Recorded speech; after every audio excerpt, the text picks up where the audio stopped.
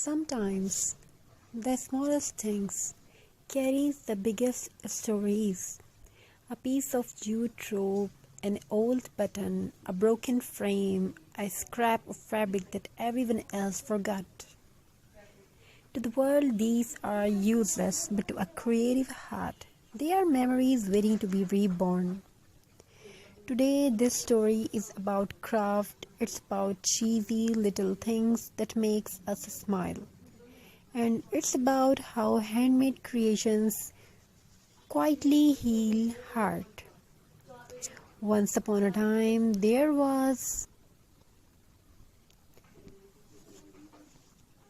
a small house at the edge of a busy street. Cars passed by, people hurried, life moved fast, but inside the house, time moved slowly, gently, creatively. In one corner of the room sat a wooden table. Its paint was chipped, its edges were rough, but it was loved. The table had seen many things, tears wiped away with fabric scraps, laughter while gluing fingers together, late nights cutting paper under a dim bulb. This was a craft table. On this table lived the cheapest collection of things. Empty jars that once held coffee, button rescued from old cloth, twine wrapped around memories, broken jewelry that still sparkled in the light. Cardboard pieces saved, just in case. People laughed when they saw it. Why don't you throw this away? Why are you keeping junk? Just buy something new.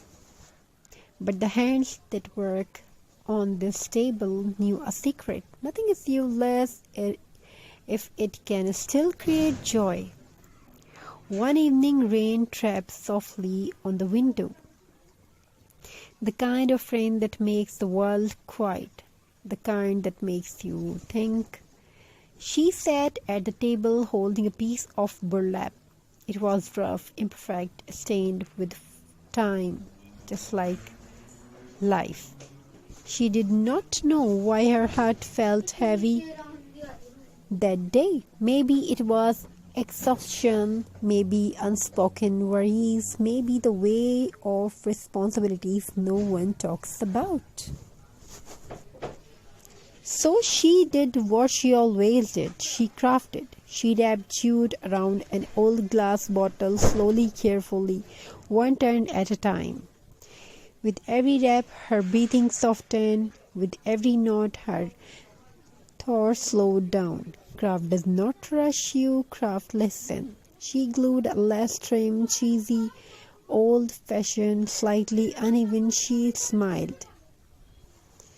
It reminded her of childhood, of school projects made the night before deadlines, of glue-stained finger and proud smiles. Craft has a funny way of bringing us back to who we were before the world told us to be serious. She added dried flowers, no perfect ones, the slightly broken kind. Because perfect flowers don't tell story, broken ones do. She stepped back and looked at her creations. It was not expensive, it was not trendy, but it was warm, honest, alive. That's the magic of handmade things. They don't scream for attention, they whisper comfort. Days later, someone visited the house. They noticed the jar sitting quietly on a shelf, wrapped in jute, holding dried flowers, glowing softly on the sun.